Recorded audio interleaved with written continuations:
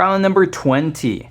We want to integrate the function z over the region W in R3, bounded by x squared plus y squared, is less or equal to z, is less or equal to 36, using cylindrical coordinates.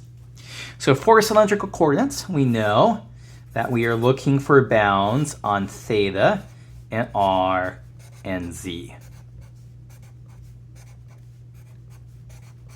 Okay, so what's going on here? An upper bound on z is going to be 36. A lower bound on z is going to be x squared plus y squared, but we know x squared plus y squared in polar coordinates and in cylindrical coordinates is r squared.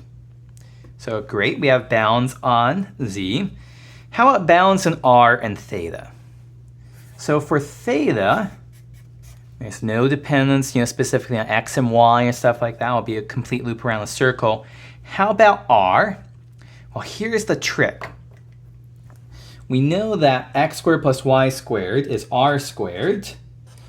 And r squared is less than or equal to z, which is less than or equal to 36. So this tells us that r squared is less than or equal to 36.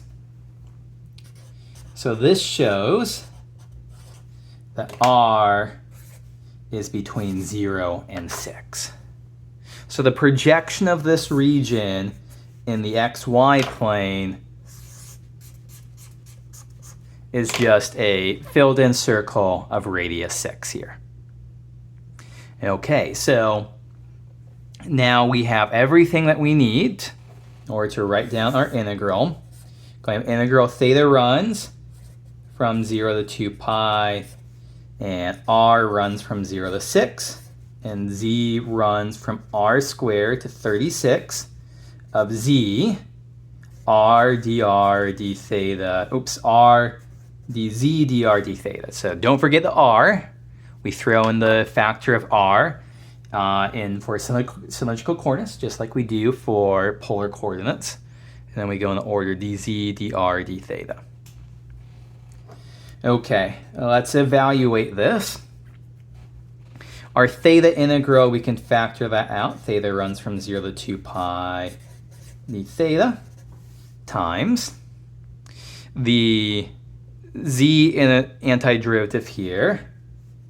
Let's see here, r from 0 to 6 is going to be z squared times r over 2, and plug in z from r squared to 36 dr.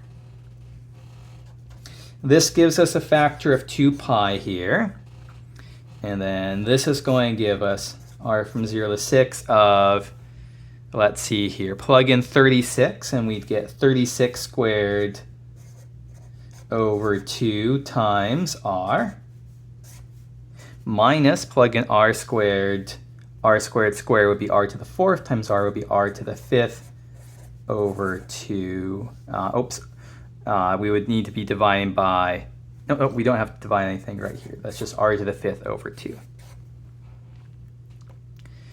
Okay, so then one more integration to do, 2 pi times, and this would give us 36 squared times r squared over 4 minus r to the 6th over 12, plug in r from 0 to 6.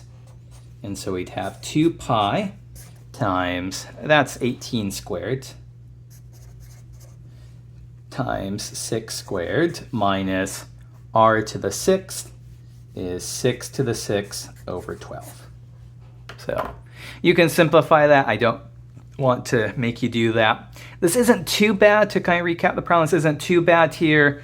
The catch is being able to realize that this set of inequalities here secretly gives you an upper bound on r. So that's maybe the trickiest part here, is realizing this gives you r is less than or equal to, r squared is less than or equal to 36.